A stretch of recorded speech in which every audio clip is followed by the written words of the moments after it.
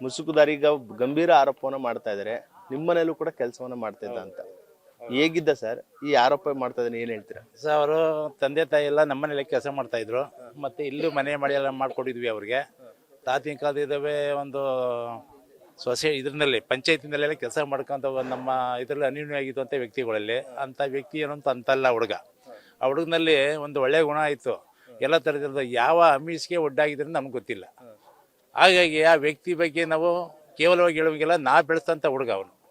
ಅಲ್ಲೋಗಿ ಧರ್ಮಸ್ಥಳದಲ್ಲಿ ಯಾವ ಥರದಲ್ಲಾಗಿದೆ ಏನಾಗಿದೆ ಅಂದ್ಬಿಟ್ಟು ಅದ್ರ ಬಗ್ಗೆ ಮಾತಾಡ್ತೀನಿ ಅಂತಂದರೆ ನಮಗೆ ಒಂಥರ ಮನಸ್ಸು ಬೇಜಾರಾಯ್ತಾ ಇದೆ. ಈಗ ಇಂಥ ಹುಡುಗ ಹೋಗಿ ಈ ಥರದಲ್ಲಿ ಮಾಡಿದಾನಲ್ಲ ಬಿಟ್ಟಿದ್ದಾನಲ್ಲ ಅಂತಂದ್ರೆ ಯಾರಿಗೆ ದುಡ್ಡು ನಂಬಿಸ್ಕೊಟ್ಟಾಡಿದ್ದಾನೋ ಅಂಥ ದುಡ್ಡಿಗೇನೋ ಇದಿರಲಿಲ್ಲ. ಅವ್ನಿಗೆ ಒಂಚೂರು ಅನ್ನ ಕೊಟ್ಟರು ಸಾಕು, ಆ ಋಣ ತೀರಿಸ್ತೀನಿ ಅನ್ನೋ ಥರದಲ್ಲಿ ಇದ್ದಂಥ ವ್ಯಕ್ತಿ. 1 ಲಕ್ಷ ದುಡ್ಡು ಮಾಡಿಕೊಟ್ಟಿದ್ರೆ ಎತ್ಕೊಚ್ಚಿರುವಂಥ ವ್ಯಕ್ತಿ ಅಲ್ಲ ಅವನು.